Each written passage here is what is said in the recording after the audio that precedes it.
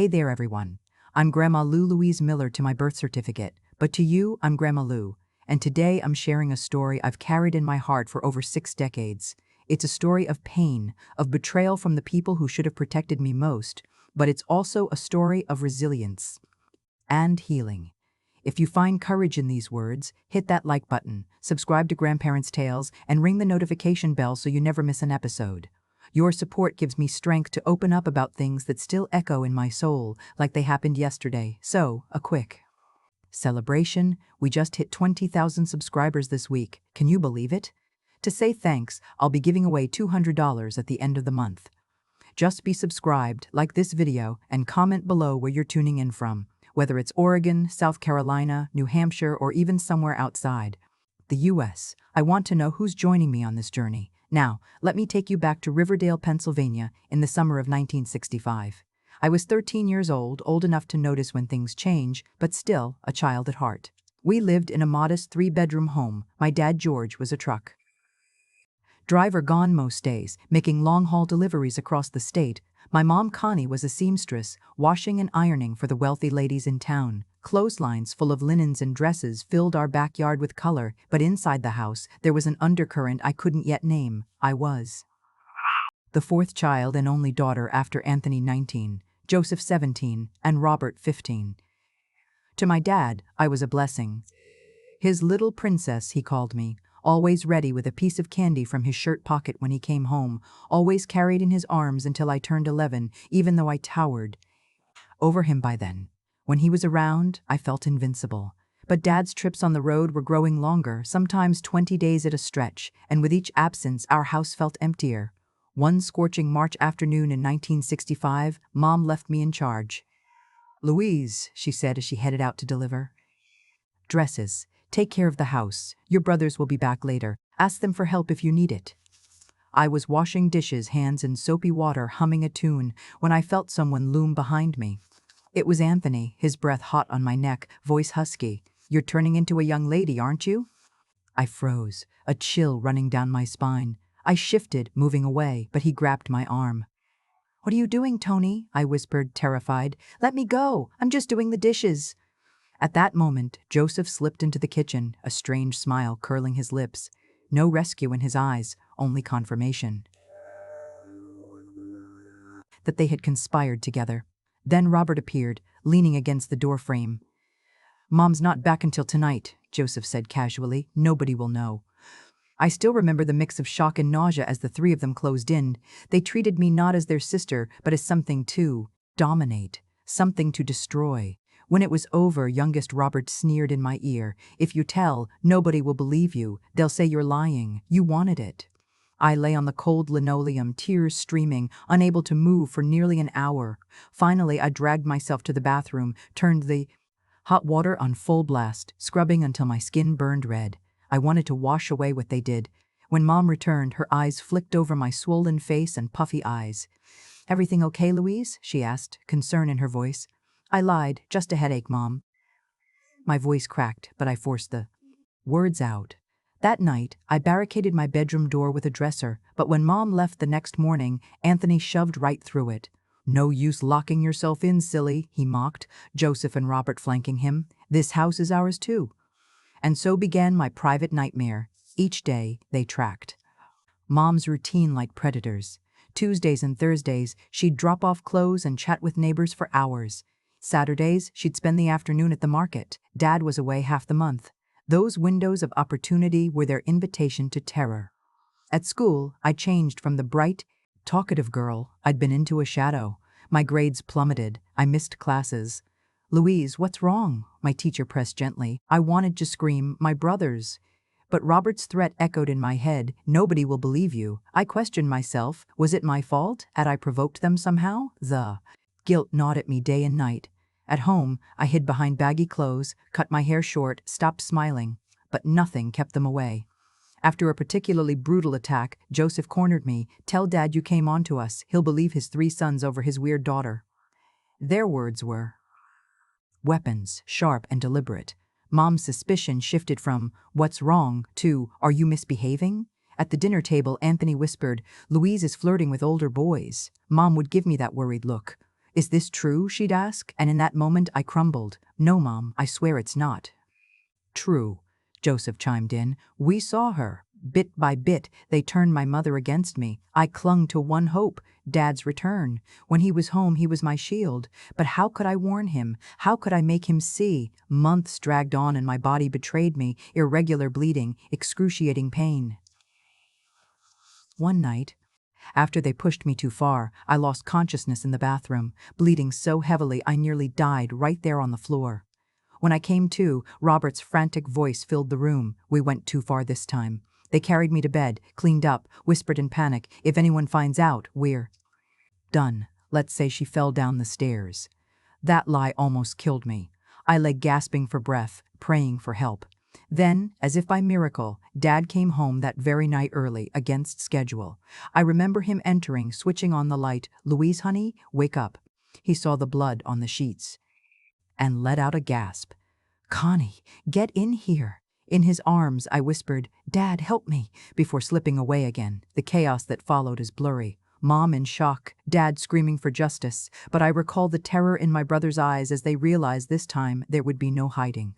At St. Helena Hospital, they stabilized me, and I heard a doctor say, "This girl's injuries are consistent with repeated violent sexual abuse. Call the police." My world tilted. Dad roared, "Who did this to my daughter?" Mom collapsed, sobbing. A kindly social worker named Margaret held my hand, coaxing me for names. I mouthed a lie. "It was boys from out of town. I don't know them." That lie was my shield and my curse.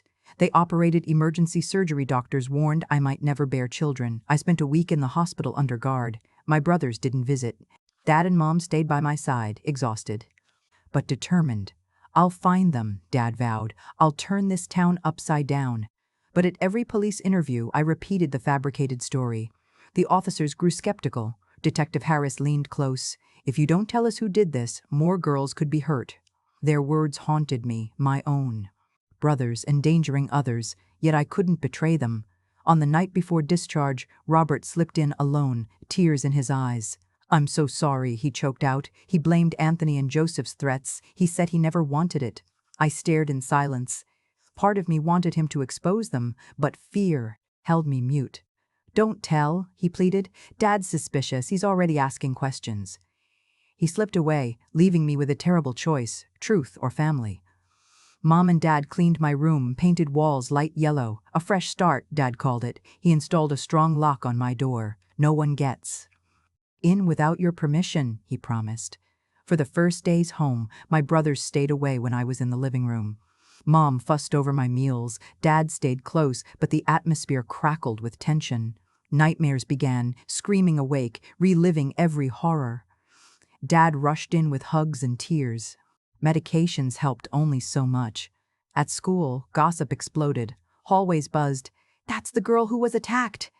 Some pitied me, others whispered like vultures. I hid under a tree during breaks, grades slipping further. Teachers sympathized but couldn't reach me. At home, Dad's obsession with catching my attackers deepened. He posted flyers, offered rewards. Mom tiptoed around, afraid of stirring memories. My brothers each reacted differently. Anthony acted like nothing happened. Joseph vanished into work, and fragile Robert began shaking at any sudden noise, his guilt etched into every twitch. Life after the hospital was a fragile balance between safety and fear. Dad stayed home on leave, pacing the rooms like a caged tiger. Every knock at the door, every unexpected noise sent him barreling into my bedroom. Mom flitted around in a daze, one moment fussing over my meals, the next crumpled on the couch, haunted by guilt she barely let herself feel. My brothers were ghosts, Anthony prowling the house with false cheer, Joseph disappearing at dawn for his mechanic's job and returning at midnight, and Robert trembling in corners, his eyes full of remorse and terror. School resumed, but it was hell. Riverdale High became a stage for whispers and stares. Some classmates treated me as if I carried a contagious disease. Others feigned sympathy so exaggerated it felt more cruel than scorn. Teachers, though well-meaning, grew frustrated as my grades sank. "Louise, you were top of the class," one nun sighed. "What's happened to you?" I had no answer. I swallowed hard each morning, bracing for the hallway gauntlet. At lunch, I retreated to the library, burying myself in books. Books didn't stare or pity, they let me escape. I dreamed of another life, one where I wasn't defined by those months of horror. Home offered no refuge. Dad's crusade against the bandits became obsessive. He plastered flyers around town with the description of the attackers I'd invented. "We'll catch them yet," he told me nightly, voice hoarse, eyes rimmed red. Mom tiptoed through the apartment, afraid to make too much noise. She cooked my favorite stews but left the table as soon as I took the first bite. My brothers adapted. Anthony, the oldest and the ringleader of my torment, wore a mask of faux concern. "Sis, let me help with your homework," he'd say, voice syrupy sweet. I shivered at his touch. Joseph, the middle brother, offered total silence. He pulled distant shifts at the garage, spoke only to ask for dinner. Robert wavered between breakdowns and pleas. I caught him in the hallway more than once, eyes brimming with tears, begging me to tell Dad they didn't mean it. But each word out of my mouth felt like betrayal. One evening, about 4 months after I left the hospital, I heard raised voices behind my parents' bedroom door. Dad's calm tone had gone cold. "Something's off about this story, Connie," he growled. "They're your sons and my sons, and she's our daughter. Look at her. Her life's been destroyed. Do you think bandits did this?" My heart pounded. I pressed my ear against the door. Mom's voice trembled. "George, they're our boys." "But they're monsters," Dad shot back. 3 months of this nightmare. Every time you left, they hurt her." Silence. The tension rippled like a storm about to break. I backed away, my chest tight with dread. Dad's protective instinct was sniffing out the truth behind my lies. The next morning, Tuesday in June 1966, dawned as grimly as any other. I sat in the living room trying to focus on a math lesson when Anthony slipped in and sat beside me. His silent approach made my blood run cold. "Louise," he whispered, voice deceptively gentle, "we need to talk." I jerked upright, ready to flee, but he gripped my arm. "Dad's asking questions. He's suspicious. Yesterday he pressed Robert. If you don't keep quiet, this family will crumble." A flicker of rage ignited inside me. "Let go of me," I hissed. He frowned, stepping closer. "You don't get it. If you tell, Dad will." Before he could finish, the front door exploded open. Dad stood there, face ashen, hand clutching a stack of papers. Anthony froze. Dad strode forward, ripping the top sheet off the stack and flinging it onto the coffee table. It was a hospital letterhead, my medical records. "I just got these back from Philadelphia." Dad's voice was a low thunder. "Copies of your exams, Louise. Look at this." He held the page like it was a burning coal. The doctor's notes repeated, "Violent sexual abuse. Not one attack, but months of it. And you lied to protect them." I stared, throat constricting. Mom gasped behind me, collapsing to her knees. Joseph stumbled in, face ghostly pale. Anthony's bravado crumbled. "Welling, why did you lie, sweetheart?" he whispered. My mouth opened and closed, words fled me. Anthony tried to step forward. "George, it's trauma memory issues." "Shut up," Dad roared, voice echoing off the walls. He advanced on Anthony like a force of nature, fists clenched. Anthony stumbled back, bookshelf rattling. Mom screamed, lunging forward, but Dad's rage was unstoppable. Joseph leapt in to pull Dad away, only to be shoved into the wall. Chairs toppled. The room was a maelstrom of grief, fury, and shattered trust. Neighbors, drawn by the commotion, crowded outside, peering through windows. Within minutes, police cars screeched to a halt. Officers swarmed in, dragging Dad back just as he was about to strike another blow. In the chaos, I found my voice. I laid out everything: the kitchen attack, the threats, the months of horror. My confession came out in a torrent. Unstoppable. When I finished, the room fell silent. One detective, eyes grim, pulled Anthony and Joseph aside. "You're under arrest," a younger officer asked about Robert. "He participated under threat," I said softly. Robert emerged from the hallway, tears streaming. "It's true," he whispered. "I'm sorry." Dad, now restrained by paramedics, looked at Robert with a mix of heartbreak and contempt. "You are no longer my son," he said quietly. "None of you are." Handcuffs clicked. Anthony and Joseph were led out. Robert, unshackled but under arrest, paused at the doorway. He turned to me, voice cracking. "Forgive me, Louise." I didn't reply. In the weeks that followed, the trial consumed Riverdale. Sensational headlines screamed, "Brothers arrested for incestuous abuse," and "Father unleashes fury upon discovery." The evidence was overwhelming: doctor's testimony, my own recollections, Robert's confession. Anthony and Joseph each received 12-year sentences. Robert, as a minor who cooperated, got 6 years at a juvenile facility. Once a gentle man, Dad emerged from that June day forever changed. His calm smile vanished, replaced by haunted eyes and trembling hands. I should have known, he'd whisper, hugging me tight. Mom fell into a deep depression, hair turning white overnight. She'd roam the house, murmuring, "How didn't I notice?" Our home fell silent. My brothers' rooms were locked and emptied. We never spoke their names again, as if they'd become a curse. School was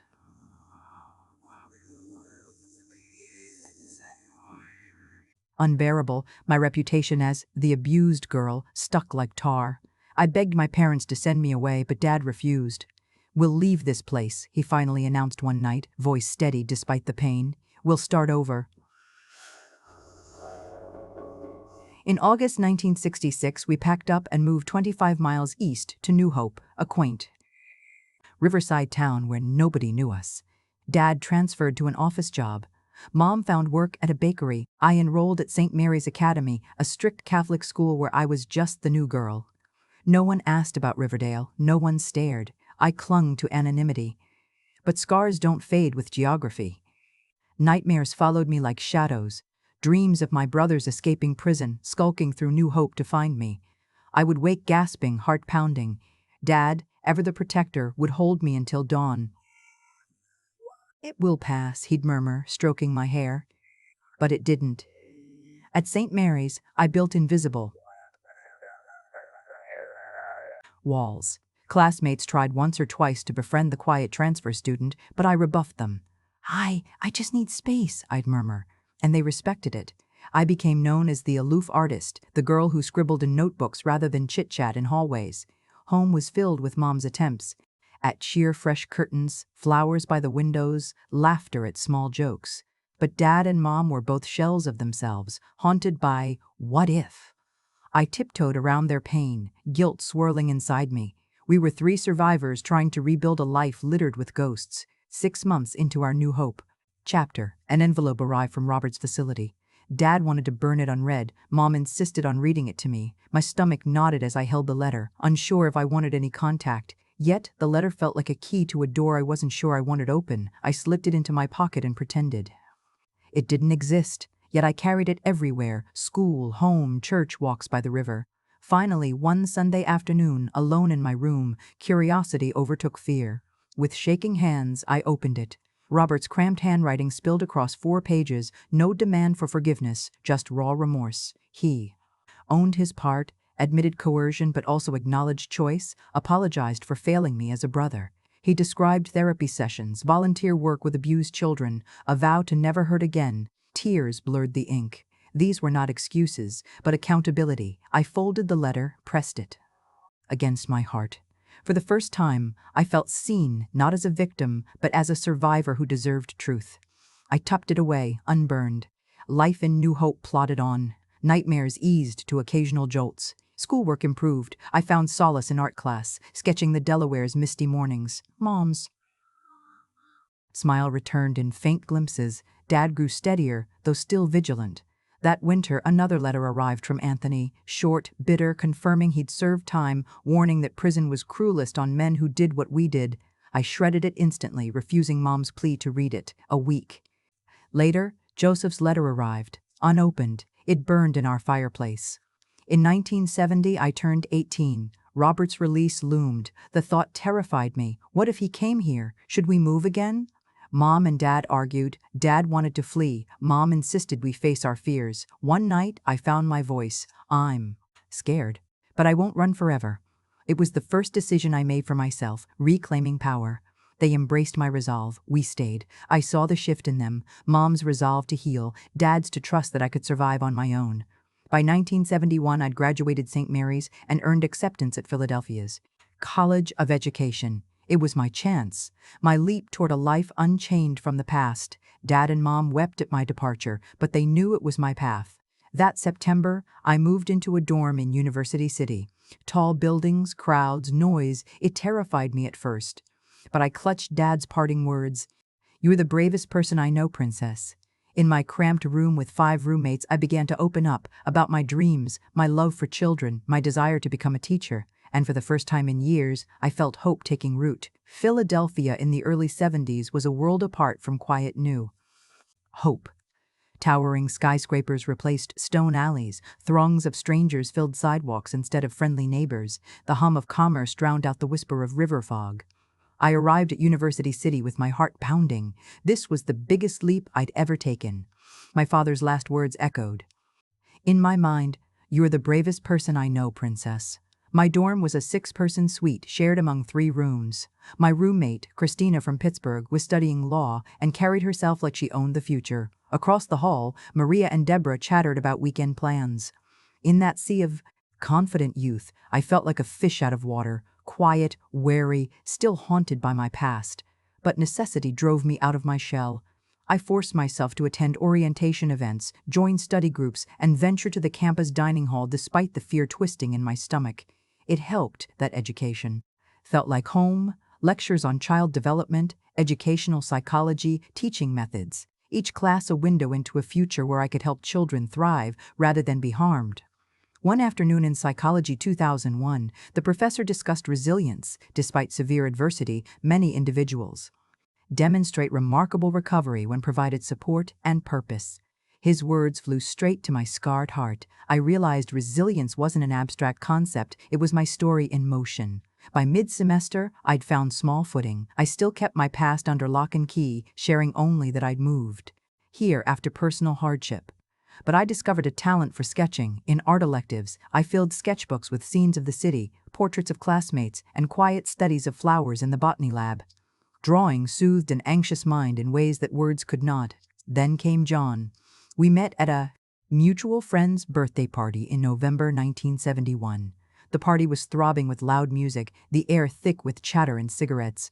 I perched at the fringe, nursing a soda, sketchpad in hand. He approached with a polite smile and asked if he could sit beside me. He wore a simple sweater and had kind eyes that crinkled at the corners. "Hi, I'm John," he said, extending a hand. His voice was calm, patient, soothing. I introduced myself as Louise. He noticed my sketchbook. "May I see?" he asked without prying. Hesitant, I flipped it open. He admired a charcoal portrait. "You've got real talent." Something in his genuine praise cracked my reserve. We slipped into easy conversation about the music playlist Simon and Garfunkel's Mrs. Robinson was playing, and drifted into a chat about classes, hometowns, and favorite books. That night, he asked if I'd like to study together for finals. I agreed, though my heart fluttered with nerves. For the first time in years, I felt safe around a young man. He never pressed for personal details, never crowded my space. He simply listened, smiled, and offered companionship. Study sessions turned into coffee dates in the campus cafe. He'd arrive with a campus newspaper and ask my opinion on current events. I discovered I cared about politics and social justice more than I expected. He never pushed intimacy beyond my comfort zone. Once, when he reached out to hold my hand, I jerked back, startled. He caught himself immediately. "Sorry," he said softly. "I won't do it again unless you want me to." His respect for my boundaries struck me like a revelation. Someone had finally acknowledged my right to say no without making me feel guilty.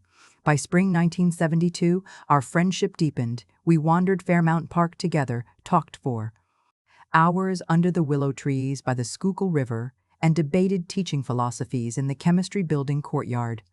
I began to open up, little bits of my past, like mentioning I'd moved from a small town after a family crisis. He never pressed, but offered empathy.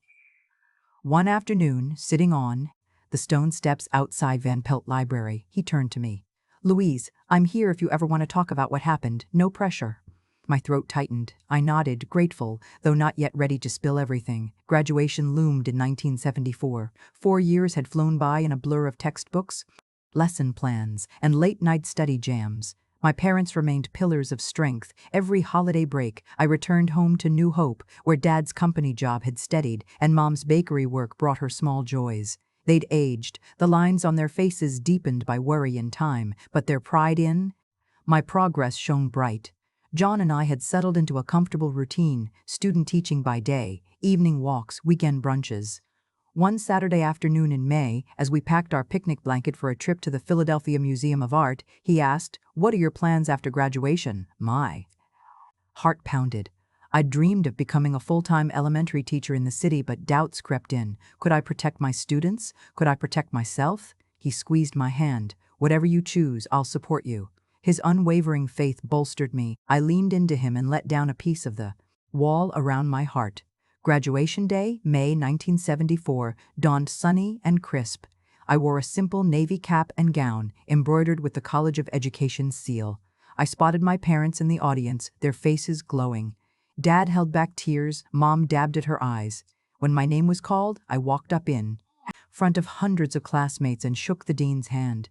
In that moment, I felt transformation, from a terrified girl to a confident educator ready to shape young lives. Later that evening, John took me to our favorite restaurant, a small Italian trattoria in Old City. Over tiramisu, he reached for my hand. "Louise, I've loved every moment with you. You've shown me strength I never knew existed. Will you consider a future together?" Tears pricked my eyes. I'd never imagined romance after all I'd been through. Fear whispered in my ear, "What if I can never be fully open? What if my nightmares sabotage us?" But hope, brighter than fear, rose within me. I nodded, voice shaky but resolute. "Yes, John, yes." For the next months, we planned our life's next chapter. I accepted a teaching position at an elementary school in West Philadelphia. John landed an engineering job downtown. We found a modest row house with peeling paint and overgrown front steps, but it was ours. Physical intimacy remained a delicate journey. Early nights were punctuated by hesitation and tears as memories resurfaced. But John waited, patient and kind. On nights when panic set in, he held me and whispered, "I'll never push you beyond what you're ready for." His respect taught me trust. Summer 1975 brought our wedding, a small ceremony at New Hope's Riverside Chapel. Dad walked me down the aisle, steady despite the tears in his eyes. Mom's hand trembled as she pinned my veil. I saw in their faces the battle-scarred journey we'd shared. John's gaze, full of love and acceptance, met mine at the altar. In front of friends, family, and neighbors, I vowed to build a life defined by love rather than fear. Our honeymoon was a weekend stay at a B&B near the Jersey Shore, quiet mornings on the beach, evening dinners under lantern light. For the first time in memory, I slept without nightmares. John's gentle presence felt like home. Teaching that September, I stepped into my own classroom for the first time. 25 eager faces looked up at me. I felt a surge of purpose. This was my calling, to nurture innocence, to protect the vulnerable, to sow seeds of confidence in young hearts. Each Ms. Miller whispered at my door reminded me of how far I'd come. The school year brought new challenges, lesson planning, parent conferences, grading, but also small triumphs, the shy boy who laughed for the first time at story hour, the struggling reader who finally read Green Eggs and Ham aloud. Every success was a salve to my own scars. At home, my marriage thrived on open communication. John and I learned to navigate triggers and bad days. I continued therapy to process trauma. He attended sessions with me sometimes, growing in his understanding. Together, we built rituals of safety, late-night check-ins, grounding exercises, and gentle reassurances. By 1976, 2 years into teaching, I discovered I was pregnant. Joy and terror mingled. Doctors had warned I might be infertile due to my injuries. At the ultrasound appointment, John's hand tightened around mine as the screen flickered to life. A tiny heartbeat filled the room with hope. My tears flowed freely. Our daughter Mary arrived in January 1977, a healthy, radiant baby with her father's dark eyes. Holding her for the first time, I felt both the weight of the past and the promise of the future. I whispered, "I will protect you, always." Motherhood healed me in ways I hadn't known I needed.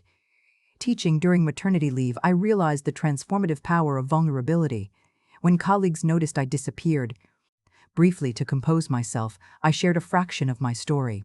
How resilience isn't about forgetting, but about moving forward. Their support expanded the circle of care around me. In 1980 and 1983, our family grew with the births of Peter and Anna.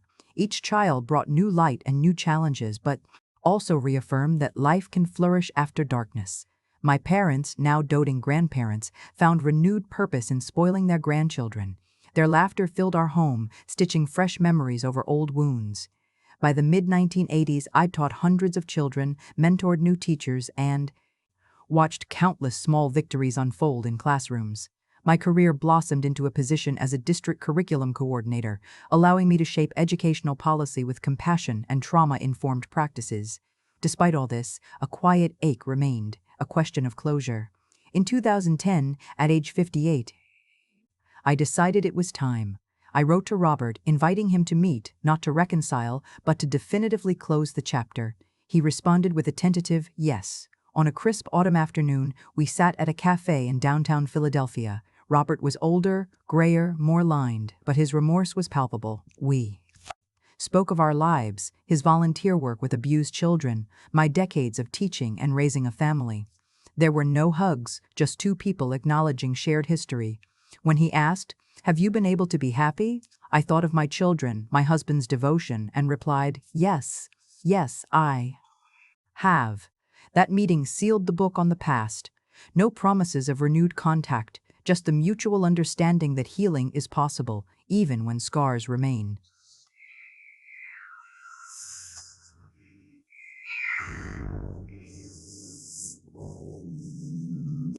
Reconciliations.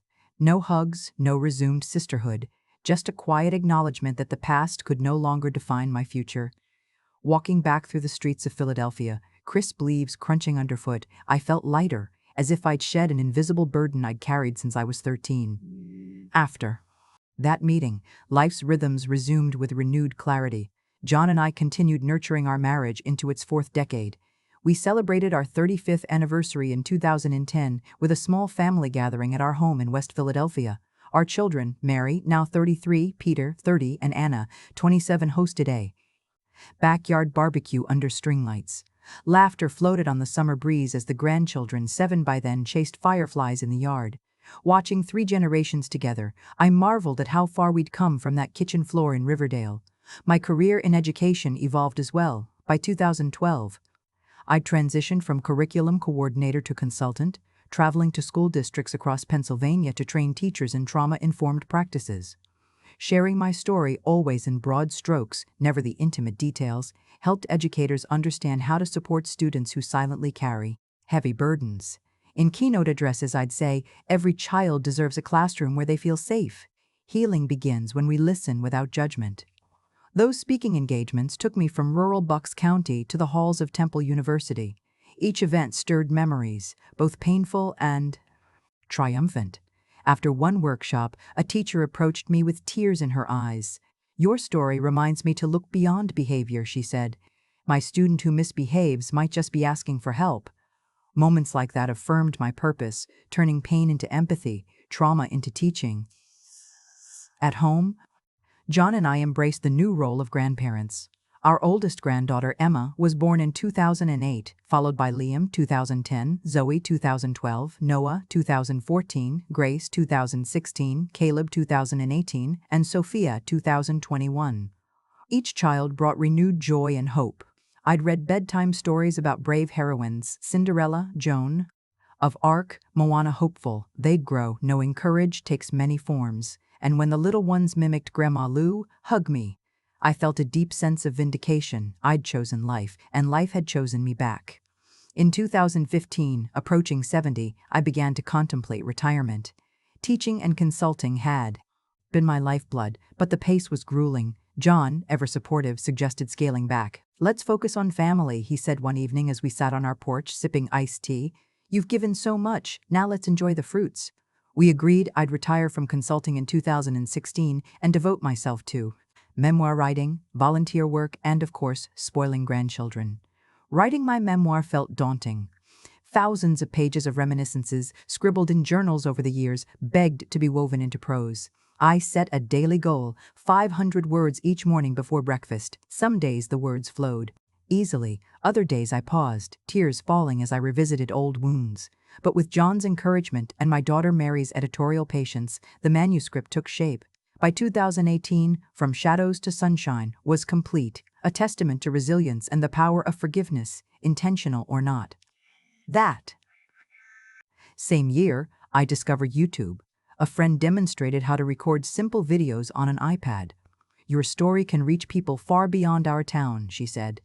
I laughed me on the internet, but the idea took root. After all, I'd spent decades speaking to live audiences. Video was just another medium.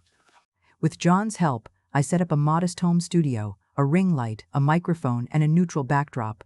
I launched Grandparents' Tales channel in early 2019, aiming to share life lessons with authenticity and warmth.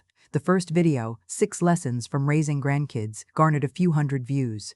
I felt like a novice again, but I honed my on-camera style, conversational, candid, with that trademark gentle humor. I kept technical terms like niche unchanged, because educating fellow creators on leveraging their unique voice mattered to me. As subscriber counts ticked upward, 1,000, then 5,000, then 10,000, I realized digital storytelling was surprisingly akin to classroom teaching: engagement, clarity, and empathy key. Then came 2020, and with it a global pandemic. Schools closed, families isolated, and communities struggled. Suddenly, Grandparents' Tales took on new importance. Elderly isolation became a crisis, and younger viewers sought wisdom on resilience. I uploaded Coping with Isolation at 70 Plus and Staying Healthy During Lockdown, videos peppered with practical tips and gentle encouragement. Comments poured in. "You've become my lifeline," wrote one viewer in New York. "Your voice calms me during sleepless nights," from someone in London. Those messages sustained me. Even as COVID restrictions grounded me at home, filming daily videos gave me purpose. John joined occasionally on camera for couples Q&A, his steady presence a balm for viewers missing family. Connections. Together we shared light-hearted cooking demos, Grandma Lou's chicken noodle soup, and reflective podcasts about navigating loss and hope. By mid-2021, we hit 20,000 subscribers, a milestone I'd once imagined only in dreams. To celebrate, I offered a 200 giveaway. Simply subscribe, like, and comment where you're tuning in from.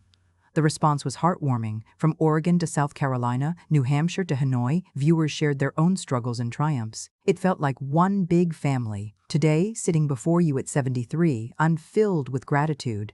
My voice still trembles when I revisit painful chapters, but I speak because I believe our stories, however difficult, can light the way for someone else. To anyone watching who feels trapped in darkness, remember, the sun rises even after the longest night. And now, before we wrap up, a quick reminder: if you found value in today's story, please give this video a thumbs up, hit subscribe, and ring the bell so you never miss an episode. I read every comment. Your stories inspire me as much as I hope mine inspires you. 1. Build your support circle. No one heals alone, whether it's family, friends, a therapist, or an online community. Find people who listen without judgment. When I first launched Grandparents' Tales, I didn't realize how much comfort I'd find in our subscriber family. Your messages from across the globe remind me daily that connection heals. 2. Honor your boundaries. Survivors often struggle to assert limits. With John's gentle guidance, I practiced saying no to anything that felt unsafe, be it a crowded social event or an uncomfortable conversation. Learning to protect your physical and emotional space is a powerful act of self-care. 3. Create rituals of safety. Simple routines can anchor you when anxiety strikes. For me, a morning walk with my sketchbook along the Delaware River reinstates calm. Find your rituals: morning tea, a favorite song, journaling, and return to them whenever life feels unsteady. 4. Transform pain into purpose.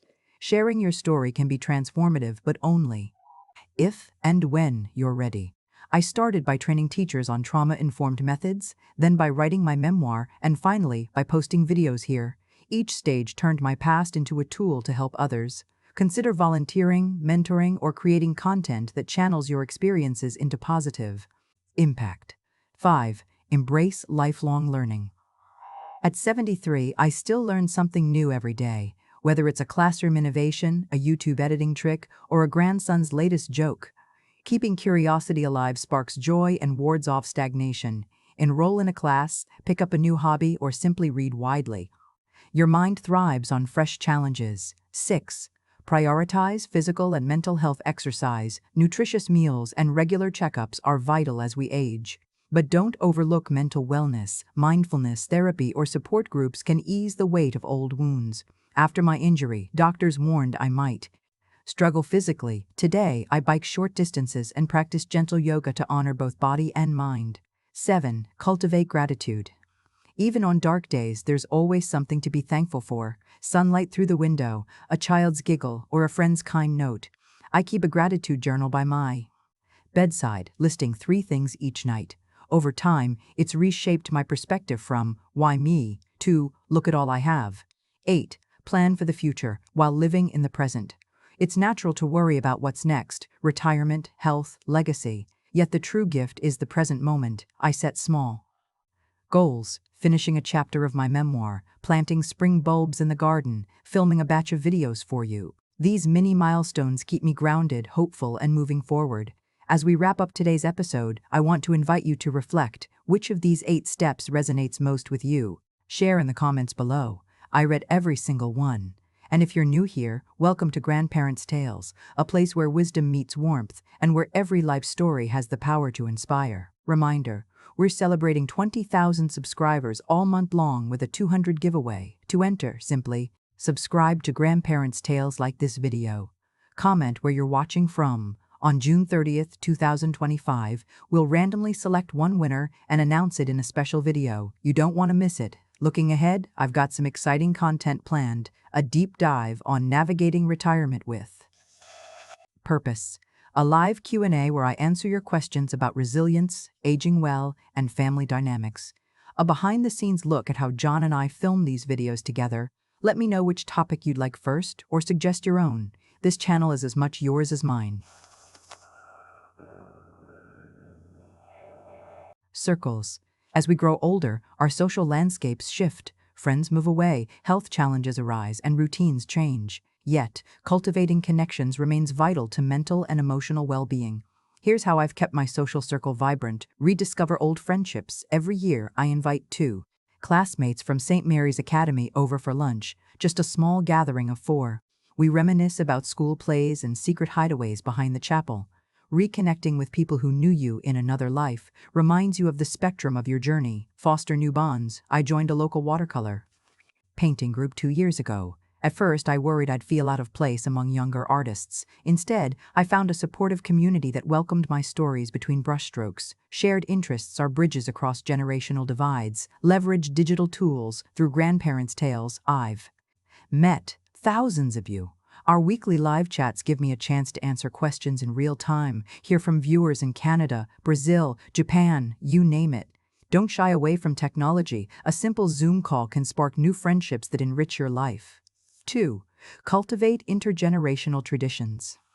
Building traditions with younger family members creates memories that endure beyond our own lifetimes. Here are a few of my favorites. Sunday Story Hour. Every Sunday afternoon, I host a story hour in my living room. Grandchildren and neighborhood kids gather as I read tales from my childhood or dramatize chapters from Shadows to Sunshine. After the reading, they share their own stories, sometimes fantastical, sometimes poignant. It's a collective weaving of past and present. Recipe Swap Sundays. Cooking together bridges generations. My daughter-in-law Emma and I co-host monthly recipe swaps in our kitchens. She teaches me her modern gluten-free breads. I pass on Grandma Lou's chicken noodle soup. We record short segments for the channel, capturing laughter, flower clouds, and genuine bonding. Garden Planting Day. Every spring, my entire family, neighbors included, gathers to plant bulbs and seedlings in our backyard. We assign tasks by age. Little hands plant marigolds, tween nieces handle perennials, and adults install new raised beds. Gardening together cements a shared sense of stewardship and continuity. 3. Purpose. Driven routines for mind and body maintaining. Health and vitality isn't about fighting aging. It's about honoring your body and mind's evolving needs. Here's my daily framework. Morning meditation and movement, 7,000 a.m. I begin with 10 minutes of guided breathing and gratitude affirmations, followed by a gentle walk around the block. Nature. Whether cherry blossoms in spring or frost-speckled lawns in winter grounds, me and kickstart circulation. Nourishing meals. My kitchen remains my sanctuary. I plan weekly menus that balance lean proteins, whole grains, and vibrant vegetables. On Mondays, I prepare a big batch of lentil soup. On Wednesdays, a colorful Buddha bowl. Fridays are for a simple baked fish with lemon and herbs. Midday creative break. Whenever possible, I carve out 30 minutes at lunchtime for sketching. Even a quick pencil study of a houseplant or a passing bird refocuses my mind and sparks joy. Evening. Reflection and journaling, 8:30 p.m. Before bed, I jot 3 positives from my day, often small things like the perfect sunrise or a child's laughter. Writing these down trains my brain to spot silver linings even on challenging days. 4. Deepening your digital footprint with authenticity, sharing wisdom. Online can feel daunting, but authenticity is your greatest asset. Here are strategies I use for grandparents' tales. Plan with purpose. Each video begins with a clear goal, teaching a skill, sharing a life lesson, or sparking reflection. For instance, navigating retirement with purpose breaks down into sections: assessing passions, setting micro goals, volunteering, and financial planning basics. Maintain a consistent schedule. Viewers trust routine. We upload every Wednesday at 10 a.m. Vietnam time, which means my team and I film and edit on Mondays. Consistency builds anticipation and community engagement. Engage, don't broadcast. After each upload, I spend an hour replying to comments, thanking viewers, clarifying questions, and taking topic suggestions. Feeling heard deepens viewer loyalty. Share real moments, behind-the-scenes bloopers, impromptu chats on the porch with John, or candid reflections after a tough day all humanize the channel. People connect with authenticity more than polished facades. 5. Mentorship as legacy. One of the most rewarding roles in my later years has been mentoring young educators and creators. Teacher mentoring program. I partner with local schools to host quarterly workshops for new teachers on trauma-informed teaching, sharing classroom strategies from establishing safe spaces to de-escalation techniques helps them foster empathy and resilience in students. YouTube creator mentorship. Several viewers have reached out asking for advice on launching their own channels. I've conducted one-on-one Zoom sessions, reviewing their scripts, advising on basic lighting setups, and encouraging them to mine their unique niche for content. Community workshops. Once a month at the local library, I host storytelling for all ages, teaching narrative structure, public speaking tips, and the healing power of sharing personal journeys. These workshops are intergenerational, drawing retirees, high schoolers, and everything in between. Mentorship ensures that our hard-earned lessons ripple outward, shaping the next generation's choices, classrooms, and communities. 6. Financial and legal planning for peace of mind. A rarely discussed but crucial aspect of aging with dignity is getting your financial and legal affairs in order. Estate planning, a simple will, and advance healthcare directive give you control over your legacy and relieve loved ones of uncertainty. I worked with an elder law attorney to create a comprehensive plan and reviewed it every 5 years. Budgeting for retirement, I recommend a modest spreadsheet tracking monthly expenses, projected income from retirement accounts, and expected healthcare costs early. Conversations with a trusted financial planner can clarify where you stand and how to adjust. Legacy gifts. Whether it's a scholarship fund in your name at your alma mater or a donation to a favorite nonprofit, earmarking part of your estate for causes you love transforms your generosity into enduring impact. 7. Cultivating joy through lifelong creativity. Creativity doesn't retire. In fact, it often flourishes when we have time to explore. Weekly creative challenges. I set myself a simple art prompt each Friday, like draw your favorite childhood toy or paint your dream garden. I share my attempts on social media with the hashtag #GrandmaCreates, encouraging others to join sparks a viral wave of shared creativity. Seasonal projects. Each season brings a new project, pruning rose bushes in spring, knitting scarves in winter, and photographing autumn leaves. Keep your mind agile and your spirit engaged. Collaborative creations. Last year, I co-authored an ebook of short essays with 5 fellow Golden Years YouTubers, each reflecting on resilience in aging. The project fused diverse perspectives and showcased how collaboration enriches individual voices. 8. Facing loss with grace and gratitude. Even as we build rich lives, loss remains part of the journey: friends, family, physical abilities. Here's how I navigate grief. Rituals of remembrance. On my parents' birthdays and anniversary of my father's saving me, I light a candle and read a Passage from my memoir. These rituals honor their memory and invite reflection rather than despair. Support networks, grief groups, whether in person or virtual, offer a space to share memories and coping strategies. I attend a monthly Silver Linings workshop at our community center where we discuss how to carry our loved ones forward in daily acts of kindness. Channel dialogues on loss, on grandparents' tales. I've filmed candid videos about losing John's brother, the death of my childhood best friend, and even the passing of our beloved dog, Rufus. Vulnerability invites viewers to share their own stories, strengthening communal bonds around shared human experiences. 1. Crafting your personal archive. Every life is a tapestry of moments, joyful, painful, and everything in between. Preserving those threads creates a legacy for future generations. Private folder on a secure cloud server filled with scanned photographs, voice recordings of my childhood stories, and video clips from family gatherings. Organize folders by decade. 1960s Riverdale, 1970s Philadelphia, 2010 YouTube launch, so anyone in the family can chronicle your life at a glance.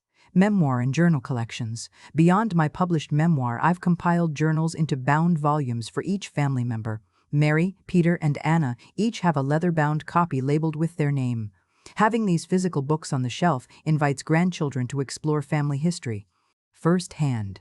Family recipe book, Food Holds Memories. I digitized handwritten recipe cards from my mother's seamstress days, her best pie crust, Dad's favorite chili, and combined them with my own Grandma Lou's classics.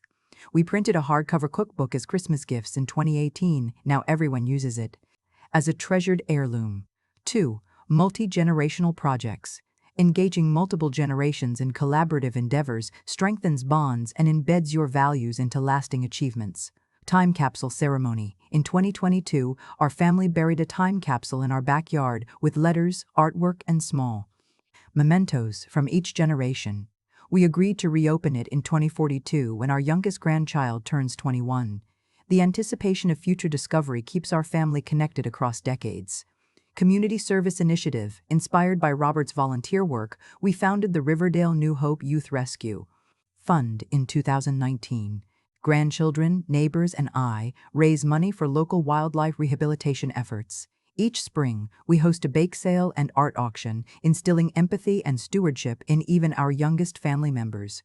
Digital storytelling documentary. Last year, I teamed up with my grandson, Noah, now 15, to produce a short documentary on generational resilience. He filmed interviews with family elders, edited clips, and added musical scores. The final film premiered at our community center and now streams on our YouTube channel as 7 Generations Strong. 3. Passing on wisdom. Through rituals. Rituals are more than tradition, they're living lessons woven into daily life. Wisdom. Wednesdays, every Wednesday evening, I share a 15-minute life lesson with my grandchildren via video call. Topics range from navigating fear to the art of apologizing. They take turns offering a takeaway before bedtime, reinforcing the lessons through active participation. Heirloom handover. In 2023, I gifted each grandchild a piece of family jewelry on their 12th birthday, a locket, a signet ring, a charm bracelet, along with a letter about its history. These heirlooms carry stories and remind them of their place in a long family lineage. Annual reflection retreat. Each fall, my daughter Mary and I retreat to a lakeside cabin for legacy planning, not just wills and finances, but discussions about personal values, hopes for the next generation, and ethical bequests. In our 2022 retreat, we outline scholarships for underprivileged students in Grandma Lou's name. 4. Documenting values, not just facts. A legacy isn't only about dates and events, it's about the principles you live by. Values. Manifesto. I drafted a simple Grandma Lou's Values pamphlet outlining my guiding principles: empathy, resilience, integrity, curiosity, and kindness. We distributed printed copies at family gatherings, laminated them, and posted one in the kitchen. Ethics dinner dialogues. At holiday meals, we set aside 20 minutes for ethics dialogue, where each person discusses a moral dilemma or decision. Whether debating whether to report a workplace injustice or reflecting on forgiveness, these conversations transmit your value system in a living, breathing way. Storytelling charms. I gifted each grandchild a small charm inscribed with a single word: brave, true, generous. Each month, they choose one to wear and share a story illustrating that value in action. This simple ritual embeds character education into everyday life. 5. Financial legacy with purpose. Thoughtful financial planning can empower future generations while honoring your life's work.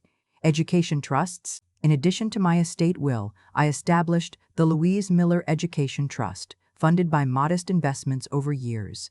Each grandchild receives a scholarship toward college or vocational training. We communicate these gifts not as entitlements, but as seeds to cultivate their dreams responsibly. Philanthropic endowments. I worked with my financial planner to set up a charitable fund supporting wildlife rescue and teacher training, causes close to my heart. Viewing annual impact reports keeps me engaged and inspires family involvement in philanthropic decisions. Ethical investment pledge. I opted for socially responsible mutual funds in my retirement portfolio, ensuring my wealth contributes to environmental sustainability and social justice. I share quarterly statements with my grandchildren, teaching them that money can be a force for good. 6. The power of forgiveness and legacy numbery. Family is perfect. Mistakes and conflicts can fracture legacies. Forgiveness heals and unites. Letter of reconciliation. In 2010, I wrote letters to each brother, Robert, Joseph, Anthony, expressing boundaries, truth, and measured compassion. While only Robert responded, the act of writing clarified my own journey from victim to victor. Family council meetings, when tensions arise over inheritance, caregiving decisions, or business disputes. I advocate for a family council, a moderated gathering where each member speaks uninterrupted. We set shared ground rules: respectful listening, no interruptions, confidentiality, and often emerge with renewed understanding. Public story sharing. On Grandparents' Tales, I've shared honest discussions of our family's darkest chapters: rape, betrayal, and the long road to accountability. By modeling transparency, I encourage other families to confront painful truths rather than burying them, strengthening communal healing. 7. Continued personal growth and reinvention. Legacy is not static, it evolves as you do. Embrace lifelong reinvention. Pursuing new skills. At 72, I enrolled in a basic video editing course to better manage my YouTube channel, even though I'd never touched editing software. At 74, I started learning conversational Spanish to converse with new subscribers in Latin America. Guiding next-gen mentors, I now mentor 9 creators who range from their 20s to 60s, offering personalized feedback on content, planning, script writing, and community building. Watching their growth feels like a multiplier effect on my own legacy. Reimagining retirement rather than full retirement, I transitioned to a part-time advisory role in my school district, helping craft trauma-informed policies while dedicating mornings to writing and afternoons to family. Reinvention keeps life vibrant and purpose-driven. 8. Celebrating milestones and passing the torch. Mark transitions with ceremonies that denote growth, honor predecessors, and elevate successors. Grandparent Leadership Awards. Each year I host a small ceremony at my home honoring family members who've embodied our values. Whether my daughter Mary's community health work or my grandson Peter's Habitat for Humanity builds, they receive a certificate and a framed family photograph. Digital legacy tutorials. I'm creating a video series, Grandma Lou's Guide to Digital Archiving, teaching viewers step-by-step how to scan photos, backup files, and build a digital family tree. Empowering others ensures that the act of preserving legacy spreads far beyond my own family. Passing the channel microphone. As I approach 75, I've invited my granddaughter, Emma, to co-host a monthly segment on Youth Perspectives, where she interviews peers about mental health, climate action, and creative passions. This handoff empowers the next generation to carry grandparents' tales forward. 1. Rediscover playfulness. When we were young, play came naturally. Adults, we must reclaim it intentionally. Weekly game nights. Every Thursday evening, my husband John and I host a Golden Games night for family and friends. We rotate between classic board games, Scrabble, Trivial Pursuit, Dominoes, and modern cooperative games like Pandemic Legacy. Laughter floods. The room as we strategize, tease, and celebrate each small victory. Intergenerational sports. My granddaughter Zoe teaches me gentle yoga stretches each Tuesday, while my grandson Caleb coaches me through short walks with mini obstacle courses, stepping stones, gentle balance tasks to keep coordination sharp and spirits high. Creative play workshops. Once a month, I attend a local art and laugh workshop at the community center where we explore improv theater, collaborative mural painting, and sculpting with clay. Embracing spontaneity reminds us that joy often lives in unexpected moments. 2. Cultivate a growth mindset. Aging with purpose means believing our capacity to learn and evolve never ends. New skill challenges. Last year, I decided to learn ukulele. I started with online tutorials, practiced 15 minutes each morning, and now I can strum simple folk tunes. The satisfaction of mastering a chord progression at 75 is unparalleled.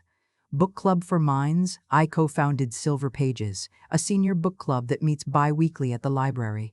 We tackle a mix of genres, historical fiction, memoirs, science essays, and follow each discussion with tea and homemade biscotti.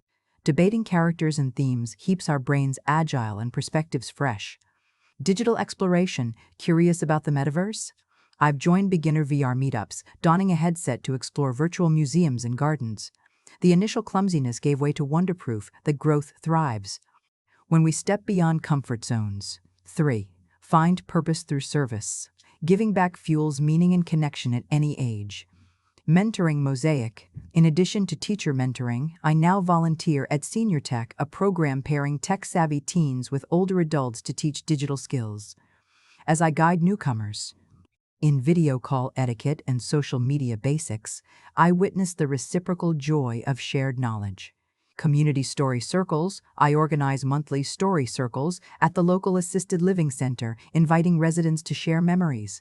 Recording and transcribing their tales preserves invaluable community history, and the residents light up as their voices are honored.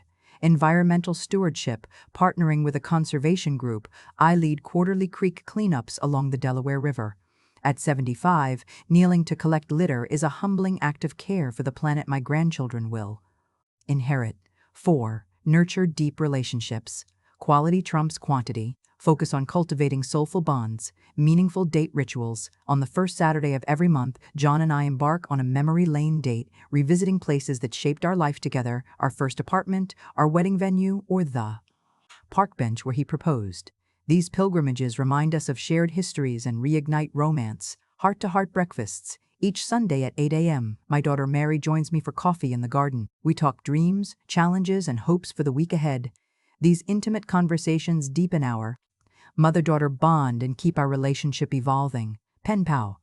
Connections. I maintain handwritten letters with 3 friends I've known since high school. We exchange news of family, reflections on aging, and memories of long-ago adventures. Slower than email, letter writing feels sacred each envelope a little time capsule. 5. Prioritize holistic well-being. True vitality arises from mind, body, and spirit synergy. Gentle movement practices. Beyond walks and yoga, I practice daily Tai Chi in the backyard at dawn. The slow, flowing movements align body and breath, cultivate balance, and anchor me in the present. Mindful nutrition. I've adopted colorful plate guidelines, aiming for at least 5 hues of fruits and vegetables daily. Discovering exotic produce at farmers markets. Purple kohlrabi, golden beets, turns nourishment into a joyful exploration. Spiritual nourishment. My faith has always been a compass. I attend an interfaith meditation circle each Wednesday where we honor diverse spiritual paths. This weekly ritual sustains peace and fosters gratitude for life's mysteries. 6. Embrace creative expression. Artistic outlets nourish the soul like nothing else. Monthly Painter's Salon. I host a salon at sunset for local artists, painters, poets, photographers. Each month we convene at my home to share recent work, offer constructive feedback, and encourage creative risk-taking. Collaborating across mediums sparks fresh inspiration. Personal Poetry Project. Inspired by family events and personal revelations, I've begun writing short poems, haikus, cinquains, free verse, cataloging emotions from joy to sorrow. I compile them into a Seasons of My Heart chapbook, planned for self-publication next spring. digital music collaborations through grandparents. Tales. I connected with a composer subscriber in Spain. He transforms my spoken word recordings into ambient tracks. Listening to these pieces feels like hearing my story set to an ethereal soundtrack. 7. Plan for future adventures. Purposeful aging includes plotting new journeys, both literal and figurative. Bucket list. Expedition. At 76, I fulfilled a lifelong dream by visiting Grandma Lou's ancestral village in Ireland. With Mary by my side, we traced family roots, toured castles, and danced at a local Sealid. The trip underscored that wanderlust doesn't wane with years, it deepens. Micro-travel escapes, even close to home. I take weekend. Micro-adventures, camping by a nearby reservoir, exploring a neighboring town's historic district, or kayaking a brackish creek. These short trips recharge my spirit without exhaustive planning. Virtual reality journeys on tougher days. Failing health-wise, I slip on my VR headset and stroll the Louvre, wander Machu Picchu, or dive among coral reefs. While virtual, these experiences remind me that curiosity transcends physical limits. 8. Celebrate. Every milestone honoring progress, big and small, sustains motivation and joy. Milestone mosaics. I keep a glass jar labeled Milestone Mosaics. Each time I learn a new song on my ukulele, master a painting technique, or host a successful workshop, I write it on a slip of paper and drop it into the jar. On New Year's Eve, we read them aloud, an uplifting ritual of gratitude and accomplishment. Anniversary reflections. On each birthday and anniversary, I journal not just age but growth, insights gained, challenges overcome, relationships deepened. Framing these reflections transforms each year into a vibrant chapter in my ongoing story. Legacy Celebration Gala for my 75th birthday celebration in April 2027. Mark your calendars. We're hosting a Legacy Gala at the Community Center dinner, storytelling open mic, and an exhibit of family archives. It's both a reunion and a living testament that life's impact echoes through time. Monthly one-on-one video calls between a grandchild and grandparent, each taking turns to share a story. Your turn, my turn. Grandchild begins by narrating a personal challenge, maybe a school project, a friendship conflict, or a new hobby. Grandparent listens actively, then responds with a related story from their own youth, highlighting lessons learned. Reflection prompt. After each pair of stories, both write down one insight the other's story inspired. Share these reflections at the next session. Benefit. Builds empathy and validates both perspectives while teaching active listening and storytelling skills. 2. Skillshare workshops format. 2-hour in-person or virtual classes where each generation teaches a skill to the other. Examples. Grandparent teaches hand sewing techniques or traditional recipes. Grandchild teaches digital photography basics or how to code a simple website. Rotation model. Alternate instructors each month, ensuring both generations feel valued as teachers. Outcome. Breaks down stereotypes. Older adults aren't out of touch, and younger people aren't always glued to screens. Both bring valuable expertise. 3.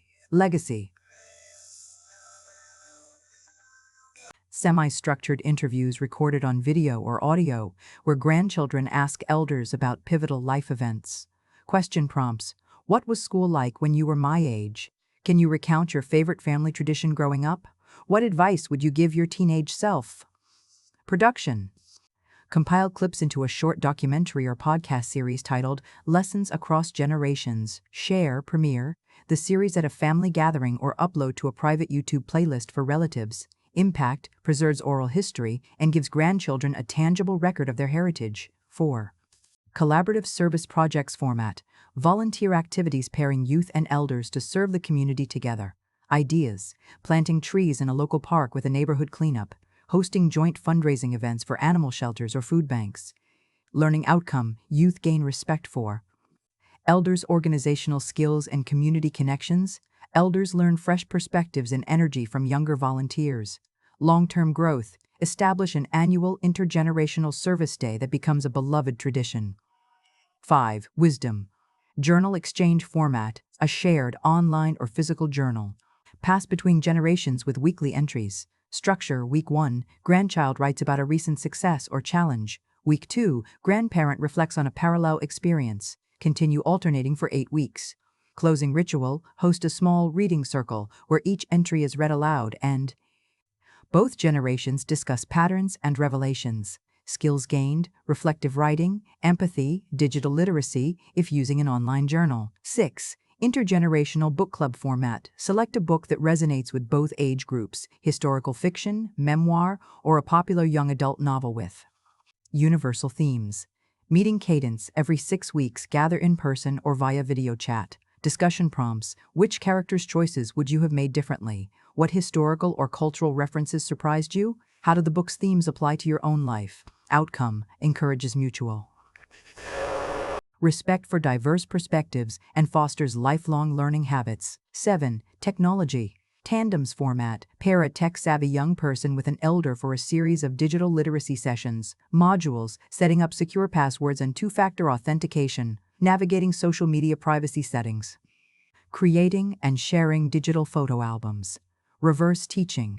After elders master each module, they teach a basic life skill, like knitting a simple pattern or identifying local wildflowers. Benefit. Empowers elders to stay connected and engaged online while improving youth's patience and teaching. Skills. 8. Legacy letters and future promises format. A letter exchange where each generation writes a promise for the future. Step 1. Grandparent writes a letter outlining core life lessons and their hopes for the grandchild's future. Step 2. Grandchild writes a response letter detailing how they'll apply those lessons and what they promise to pass on to the next generation. Ceremony. Seal letters in envelopes at a family event to be opened at a milestone high school graduation, wedding day, or retirement. Legacy impact. Creates an emotional bridge and a pledge of ongoing reciprocity. And there you have it, the 8 pillars of intergenerational wisdom exchange. Each approach fosters mutual respect, shared learning, and lasting bonds between generations. Welcome back, dear friends. It's Grandma Lou, and we've arrived at the grand finale, from scars to stars, turning challenges into catalysts for growth. Throughout my life, I've carried wounds that once threatened to define me, but I learned that every scar holds the seed of strength if we're willing to cultivate it. In this segment, I'll share 10 transformative strategies that helped me and may help you convert life's darkest moments into beacons of purpose, resilience, and growth. Let's light up those stars together. 1. Acknowledge the wound, then reframe the story. Why it matters. Ignoring pain only buries it deeper. But reframing your narrative empowers you to reclaim control. My experience. For decades I saw myself as the girl who was broken. It wasn't until therapy in my 30s that I began saying, I'm the woman who survived and learned. Action step. Write your scar story in 2 columns. Column A lists the raw events. Column B reframes each event as a lesson or source of strength, e.g. I endured betrayal. I learned self-advocacy. Review this monthly to reinforce empowerment. 2. Cultivate radical self-compassion. Why it matters. Shame thrives in self-judgment. Compassion breaks its grip. My experience. I blamed myself for years, wondering if I'd done something to provoke harm. Learning to speak kindly to my inner child was pivotal. Action step. Each morning, stand before a mirror and say 3 compassionate affirmations. I did not deserve what happened to me. I honor my healing journey. I deserve love, safety, and joy. This practice rewires self-criticism into self-care. 3. Transform pain into purposeful advocacy. Why it matters. Channeling trauma into service prevents stagnation and fosters community impact. My experience. After my surgery at 13, I felt powerless. Decades later, training hundreds of teachers in trauma-informed care gave my pain a higher purpose. Action step. Identify a cause that resonates with your experience. Domestic abuse prevention, mental health awareness, elder justice, and volunteer or advocate. Your lived insight becomes a unique asset in driving real change. 4. Leverage. Creative expression as a release valve. Why it matters. Art bypasses the analytical mind, giving voice to what words cannot capture. My experience. I poured my grief into charcoal sketches, dark, stormy lines that eventually gave way to vibrant watercolors.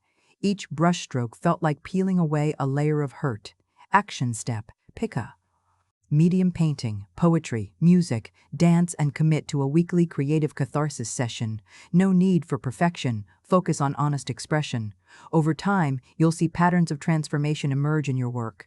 5. Build resilience rituals. Why it matters. Consistent practices fortify emotional muscles for future challenges. My experience: I developed a resilience ritual every Sunday evening: a warm cup of chamomile tea, a gratitude journal entry, and a guided meditation. This ritual became my anchor during storms. Action step: design a weekly ritual that blends reflection, self-care, and intention.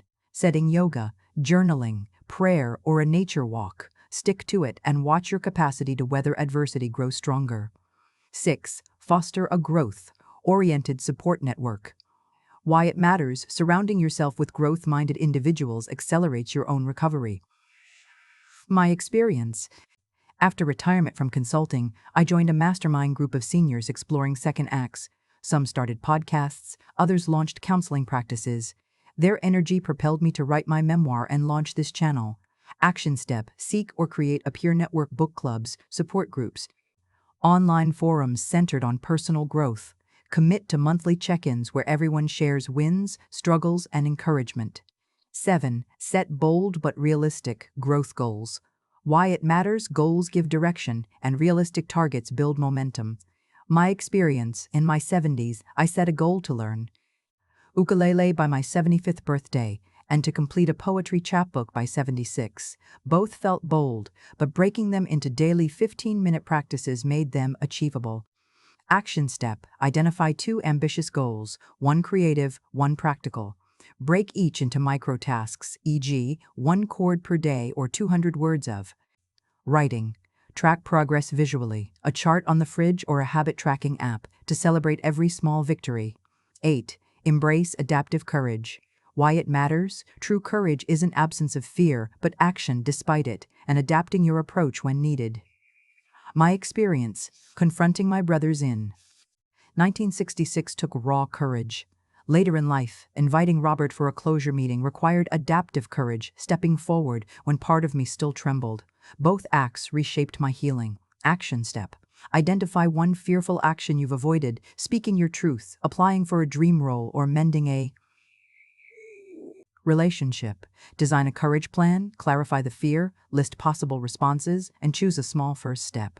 Embrace adaptability. If plan A feels too daunting, pivot to plan B. 9. Practice strategic reflection. Why it matters. Periodic, intentional reflection turns experience into wisdom. My experience: every quarter, I conduct a life landscape review, a 3-page reflection on the last 3 months: highs, lows, lessons learned, and next quarter intentions. This habit keeps me aligned with my values and growth trajectory. Action step: block an hour each quarter for your own life. Landscape review.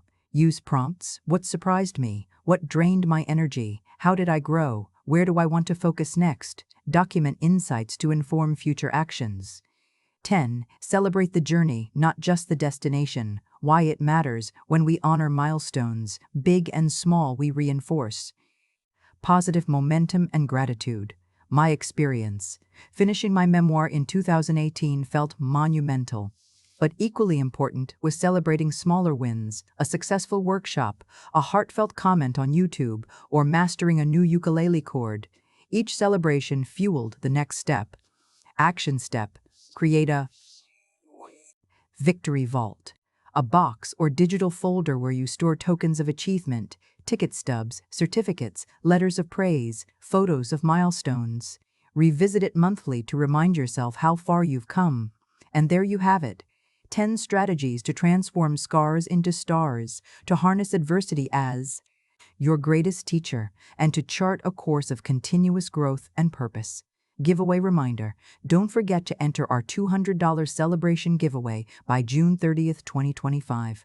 Subscribe to Grandparents' Tales, like this video, and comment where you're watching from. Every story shared enriches our community. Thank you for journeying with me through these 10 parts of Grandparents' Tales. It's been an honor to share my life's tapestry and, more importantly, to co-create this space with you. As you heal your wounds, may you find the seeds of strength they contain, and may your stars shine ever brighter. I'm Grandma Lou, sending you love, resilience, and the unwavering belief that your story, no matter how painful, can illuminate the path for others. Until we meet again, keep surviving and keep reaching for those stars.